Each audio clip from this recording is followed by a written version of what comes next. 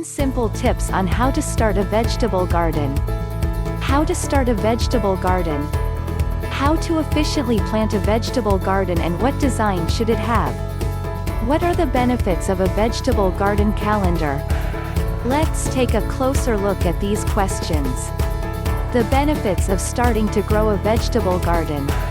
In this coronavirus crisis period, there is an obvious reason for people to start growing their own vegetable garden: food security.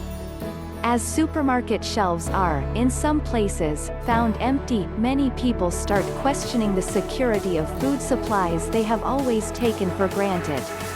Apart from food security, other benefits come along with growing one's own vegetable garden.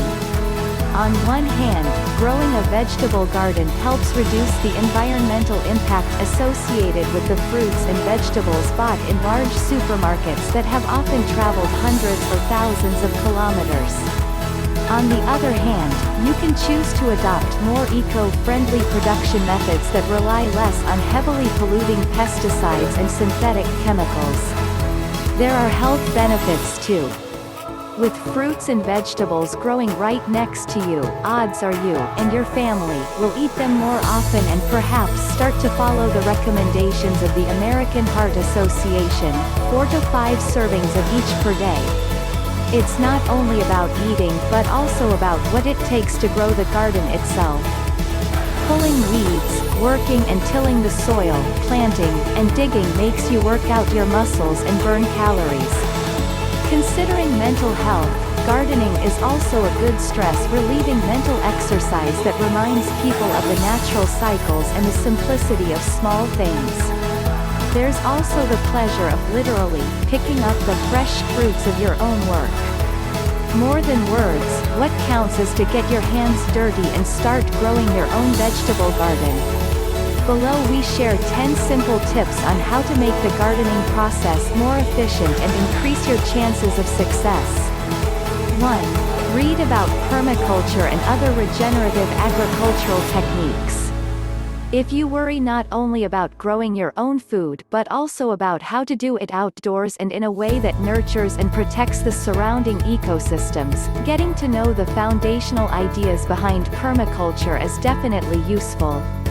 Put simply, it is a way of managing agriculture that takes inspiration from the way nature itself is organized to find balance. Permaculture helps organize farming systems in a synergetic way as it builds up ecosystem resilience. It does so by, for instance, carefully observing and organizing the land, betting on crop diversity and rotation, managing energy cycles efficiently or using waste as a byproduct for different uses like organic humus via composting. 2. Outline a vegetable gardening plan. Wherever you are planning to start growing your vegetable garden, there is most likely someone in your neighborhood or local area who is already doing or who has tried doing it before. Use this collective local knowledge. Try to find out who these people are and ask them about what works best and what doesn't work in the specific climate you are at. These tips are gold. They might avoid disappointing first tries and help you start a successful cycle that gives you the confidence to go further. What grows best in your area? What is the sowing and harvesting time of each vegetable, fruit? How much you want to produce of each variety, or if you are also producing to sell to others, are questions that need to be answered. Keep in mind some vegetables need to be planted in warmer seasons while others are more resistant to cold weather. Remember, some vegetables and fruits can be sown several times a year, allowing continuous vegetable production. If you prepare your gardening calendar with early season crop seeds and late season ones, you will have new growings every month, maximize the use of space and leave less room for weeds to develop. 3. Find a place with plenty of sunlight. Ideally, your vegetable garden should get between 6 hours and 8 hours of direct sunlight a day. In very warm climates, this exposure should be reduced and the crops should have some shade. If you are making an indoor vegetable garden, identify the warmer areas in your house and where there is more light and direct sunlight. You'll be able to grow simple herbs using a small greenhouse. 4. Check your soil inclination and water sources. Site your vegetable garden close to a source of water so you can easily water it, remembering you can always use a water hose to reach a further distance. Automatic irrigation systems can be a good, next-level idea, just like installing water-saving containers that allow saving and storing rainwater to be used later in dry places.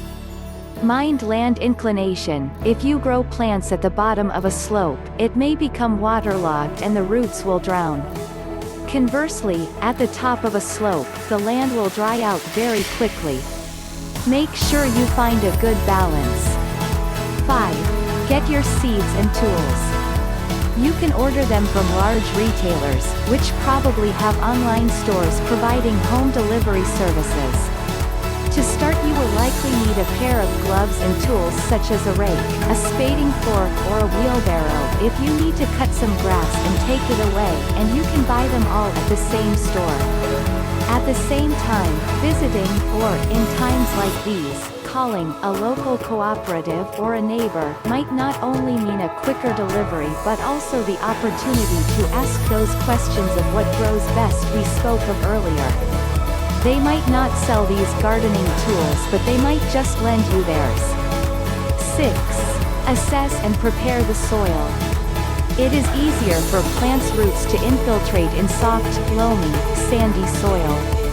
Once you figure out the size of your vegetable garden, which should be around 200 square feet, or 1.9 square meters, of garden space per person a year, take out unwanted weeds, till the soil and nurture it with organic matter like garden compost or worm humus fertilizer.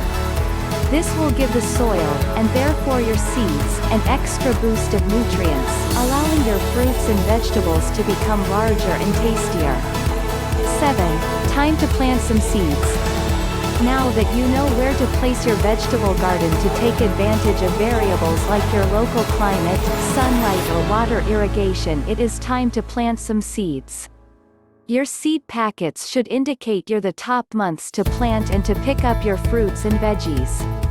It should also give some instructions about how deep you should plant your seeds. Usually, the smallest seeds can be sprinkled right on the soil surface, while larger seeds will need to be buried 2 to 5 centimeters down. Follow the seed packet or other online instructions on how to sow the seeds. 8. Water your vegetable garden. Water your vegetables once or twice a week rather than every day. It will force the roots to reach further down into the soil to seek moisture, improving the plant's resilience. In the meantime, remove undesired weeds as they come up so they don't start reproducing and getting stronger. 9. Patiently wait as your vegetable garden grows. There's not much to do at this time, apart from reading some food recipes to start planning ahead how you will cook your growing fruits and veggies. For those with an outdoor vegetable garden, it is important to keep the watering routine, clean undesirable weeds and check for any diseases or bugs. Keep checking your gardening calendar from time to time to check if the time to plant new crops is getting closer. 10. Patiently watch your garden grow and don't hurry. Growing takes time. On the surface, you will start seeing the first signs of development as, for instance, the first lettuces or tomato stems come out of the soil. It may look like a small start, but hidden underneath the soil there's a whole root structure developing. Hurry not, that's just the beginning. Surface growth will take its own time. Don't pick up the still, small vegetables and fruits while they're still green at the risk of losing flavor. Be patient, the time will come. 11. Start harvesting your vegetable garden. The time has finally come. It is now time to collect the fruits and vegetables as they become mature. Read about the best methods to harvest each crop. Some like scissors better, others can simply be hand-picked. If they are not perennials, like basil, you will need to repeat the process to have them growing again. If you like the content in this video, then hit like, share and subscribe this channel. Thank you for staying in this channel and watching the video till the end.